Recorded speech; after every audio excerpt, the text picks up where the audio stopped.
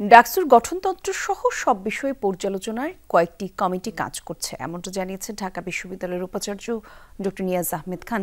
তিনি বলেন, কমিটির সুপারিশ পাওয়ার পরেই অংশীজনদের সাথে আলোচনা করা হবে। এর পরপরই উৎসবমুখর পরিবেশ হবে ডাকসুর নির্বাচন। সকালে তিনি চারুকলায় সাংবাদিকদের এসব কথা জানান।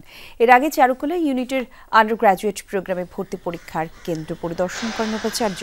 ২০২৪-২৫ শিক্ষাবর্ষে এবার চারুকলা অনুষদে আবেদন করেন ৬,০৯৩ জন, যার বিপরীতে ৮টি বিভাগে আসন সংখ্যা মাত্র ১৩০টি। সিস্টেমেটিকলি তারা বিভিন্ন অংশীদারদের সাথে অলরেডি কথাবার্তা বলছেন। তাদের মতামত পাওয়ার পরে আমরা চিন্তা করব আরও মোটামুটি একটা সবার সাথে মিলে একটা সমঝোতার ভিত্তিতে একটা আনন্দমুখর পরিবেশে যেন আমরা এই কাজটি করতে পারি।